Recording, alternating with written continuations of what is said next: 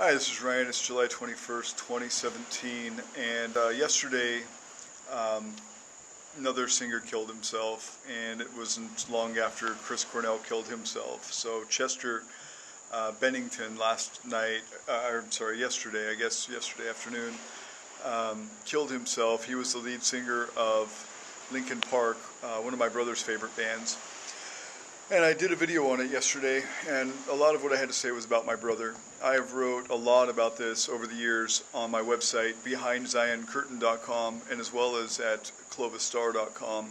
And it's a real issue on my heart, that I've prayed about and I've worked on for years to try to draw awareness to. I wrote my biography. My biography I published shortly after my brother died. I had been writing it for a while.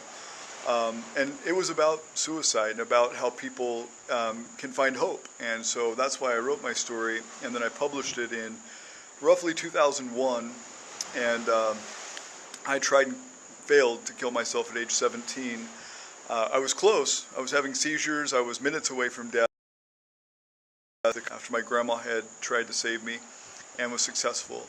My brother, about 7 years later, succeeded in doing the same thing I did with pills to kill himself. But one thing I wanted to mention, and this is something I found while looking things up, this was published last year on July 11th, 2020, and it's concerning because this is where I'm from, Utah. Utah, if you look up Dr. Kurt Canning, he's the director of the Utah Psychological Association, Psychiatric Association, I believe, Dr. Kurt Canning.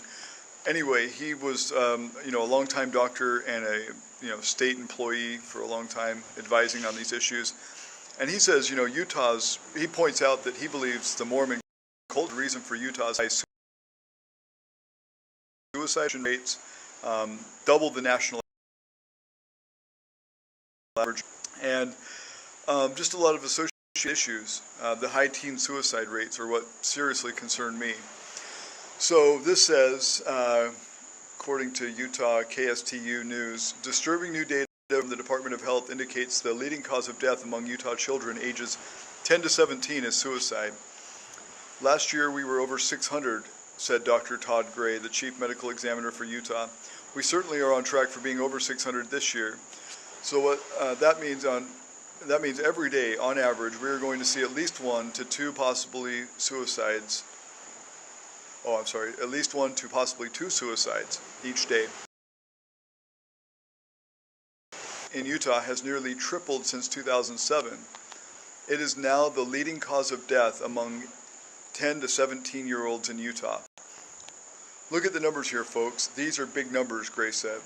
Gray plans to retire in August, but he said suicide has been among the leading causes of death during his career.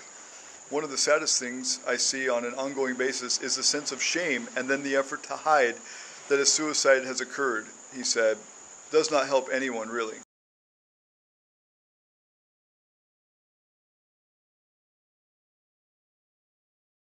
My brother killed himself. But when I killed myself, they shooed me out of the house. I had to get the hell out of there. That's the day that I tried to kill myself. I was homeless the next day.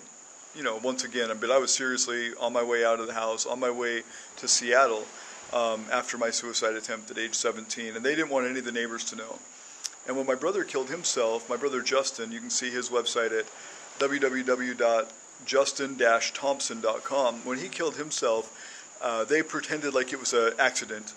And for years I didn't know for sure if it was a suicide or not, but he had tried several times to kill himself, so I assumed that it was, and that my parents were just trying to cover it up.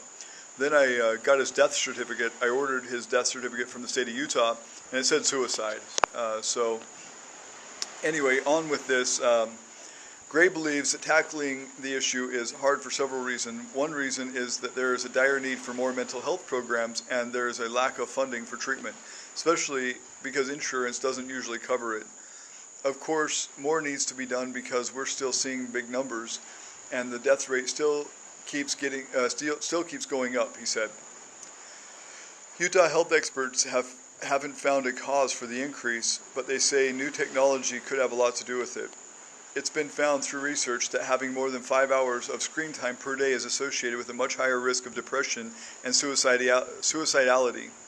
said Andrea Hood, a suicide prevention coordinator with the Utah Department of Health. New research shows that 45% of youth suicides in the past few years have involved the use of a gun. It is best to keep your firearms locked up even if you don't know or believe that your child may be at risk for suicide, because it happens, Hood said. The National Prevention Lifeline is 1-800-273-8255. You can call the Lifeline 7 days a week, 24 hours a day, where you will speak with someone trained in intervention and can facilitate the process of guiding you to what resources are available. Anyway, please check out my site if you're interested in hearing more about this epidemic. It really is, leading cause of death for 10 to 17-year-olds in Utah. Utah has been between number 9 and number 1 in the nation over the last 20 years for being the top suicide state. They double the national average of prescription drug abuse. They're number 1 in the nation for prescription drug abuse and for depression. So please pray for my peeps in Utah. I know a lot of them are going through a hard time. Watching people die off over the years. I've been to at least 15 funerals. I've had well over 15 friends kill themselves since high school. Well, since 9th grade, really. A lot of them, several of them killed themselves while still in school. So it is a major burden on my heart. It's something that I pray about regularly.